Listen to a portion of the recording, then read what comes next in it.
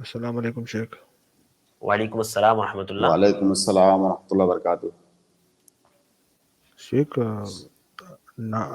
جو شیخ کچھ لوگ کہتے ہیں کہ فری مکسنگ تبھی ہوتی ہے، خلوت تبھی ہوتی ہے کہ اگر عورت اور مرد ہو، اکیلے ہوں تو فری مکسنگ ہوتی ہے، اگر کھلے میں آپ ہو تو فری مکسنگ نہیں ہوتی ہے۔ تو کیا تو ہم لوگ کیا بغیر کسی وجہ سے بھی اگر ہم مل سکتے ہیں تو اس میں خلوت نہیں ہوتی تو وہ حرام نہیں ہے؟ تو کیا یہ صحیح ہے؟ اور فری مکسنگ کیا عربی کیا ہوتا ہے اس کا لفظ یہ آپ جی بتا دیں۔ جی شیخ۔ بہت زیادہ واضح نہیں ہے سوال، لیکن جو میں سمجھا ہوں وہ سوال بھائی کا یہ ہے، اختلاط سے متعلق، کسی عورت کے اجنبی مرد سے کے ساتھ خلوت میں جانے سے متعلق ان کا سوال ہے۔ جی تو دیکھیے، عورت سے متعلق ہماری شریعت کے اندر جو کئی چیزیں حرام ہیں، ان میں سے ایک چیز حرام ہے خلوت، اور ایک چیز حرام ہے اختلاط، اور یہ دونوں الگ الگ چیزیں ہیں، ان کو آپ آپس میں مکس اپ مت کیجئے۔ خلوت کا مطلب ہے کہ کوئی عورت کسی اجنبی مرد کے ساتھ کسی جگہ پر تنہا ہو، اکیلی ہو، اس کو خلوت کہتے ہیں، یہ حرام ہے۔ اور ایک ہوتا ہے اختلاط، جیسے اگر کوئی عورت ہے، ایک دو عورتیں ہیں، چند ایک مرد ہیں، تو یہ خلوت نہیں ہے، یہ اختلاط ہے۔ تو اختلاط حرام ہے اور خلوت بھی حرام ہے، اور دونوں کے اپنے الگ الگ ضوابط ہیں۔ مان لیجئے کسی کمرے میں چند ایک عورتیں ہیں اور کوئی ایک مرد ہے، تو جب ایک سے زیادہ عورتیں ہو گئیں تو ہم اس کو خلوت نہیں کہہ سکتے ہیں، البتہ اس کو اختلاط کہا جا سکتا ہے۔ اور اختلاط کے حرام ہونے کے لیے ہر وہ اختلاط جس میں فتنہ ہے وہ اختلاط حرام ہے۔ خلوت تو فی نفس ہی حرام ہے، کیونکہ جب خلوت ہے تو جو ہے یہاں پر فتنے کا احتمال بہت زیادہ ہے، تو خلوت میں یہ شرط نہیں رکھی گئی ہے کہ جب اس میں فتنہ ہو تب حرام ہے، فتنہ نہیں ہو تو حرام نہیں ہے۔ خلوت فی نفس ہی فتنہ ہے، لیکن اختلاط میں جب حرام چیزوں میں جو ہے ملوث ہونے کا فتنہ ہو، پھر وہ اختلاط حرام ہے۔ جیسے عورت کا اس طرح سے مردوں کے بیچ میں جانا، ان سے گھلنا ملنا، بات چیت کرنا، یہ ساری چیزیں اختلاط میں آتی ہیں۔ اب اگر وہ اس طریقے پر ہے کہ اس میں فتنہ ہے، باقاعدہ بے تکلفی کے ساتھ دونوں جنسوں کا ایک دوسرے کے ساتھ انٹریکشن کرنا، ملنا، بات چیت کرنا، یہ اختلاط محرم ہے۔ تو خلوت یہ اختلاط سے زیادہ اشد ہے، اور خلوت یہ جو دوسری چیز ہے، اختلاط دوسری چیز ہے۔ جی امین بھائی، امید ہے آپ کو جواب مل گیا ہوگا۔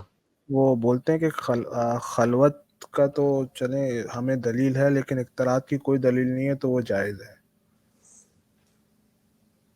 اختلاط کی دلیل وہ بول رہے ہیں خلوت کی دلیل تو ہے لیکن اختلاط کی دلیل جو ہے وہ جائز نہیں ہے، وہ اختلاط کی کوئی ہاں اس کی دلیل میں دیتا ہوں آپ کو۔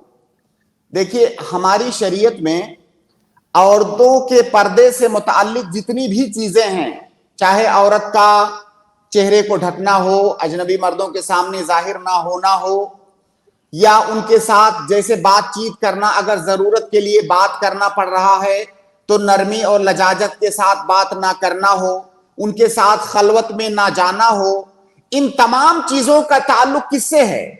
ان تمام چیزوں کا تعلق تحریم الوسائل سے ہے۔ یہ تمام چیزیں فتنے میں جانے کا وسیلہ ہیں، اس لیے حرام ہے۔ ورنہ آپ اس کو ایسے سمجھیں جیسے ایک عورت ہے اور ایک مرد ہے، دونوں آدم کی اولاد ہیں، اس دنیا میں دو ہی لوگ رہتے ہیں، ایک مرد اور ایک عورت، تو ایک عورت کا ایک مرد سے ملنا کیوں حرام ہے بھائی؟ اس سے مصافحہ کرنا کیوں حرام ہے؟ عورت کا مرد کے سامنے چہرہ ظاہر کرنا کیوں حرام ہے؟ اب ظاہر ہے اس کو دیکھنے میں تو کوئی مسئلہ نہیں ہے، اصل مسئلہ وہ فتنہ ہے، اصل مسئلہ وہ خرابی ہے جس کا یہ وسیلہ بنے گا۔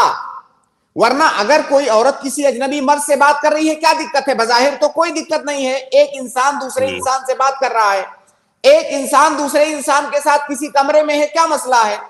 بظاہر تو یہ ہے، لیکن اس کا مطلب یہ جو یہ حرمت والی جو چیزیں ہیں یہ سب وسائل ہیں، اصل اس کے بعد جو فتنہ اور جو خرابی آنے والی ہے اس سے روکنے کے لیے پردے والی چیزیں آئی ہیں۔ اسی لیے علماء جنہوں نے اس پر گفتگو کی ہے، آپ ان کو دیکھیں گے وہ کہتے ہیں کہ یہ ساری چیزوں کا تعلق تحریم الوسائل سے ہے، ورنہ ایک انسان کا دوسرے انسان کے چہرے کو دیکھ لینا کیا مسئلہ ہے اس میں؟ لیکن اس دیکھ لینے کے بعد جو مفاسد اور جو فتنے آتے ہیں، جو خرابیاں آتی ہیں، وہ سبب ہے اس کے حرام ہونے کا۔ گویا کہ پتہ یہ چلا کہ ہر وہ چیز جو فتنے کا باعث بن سکتا ہو اس چیز کو ہماری شریعت نے حرام قرار دیا ہے۔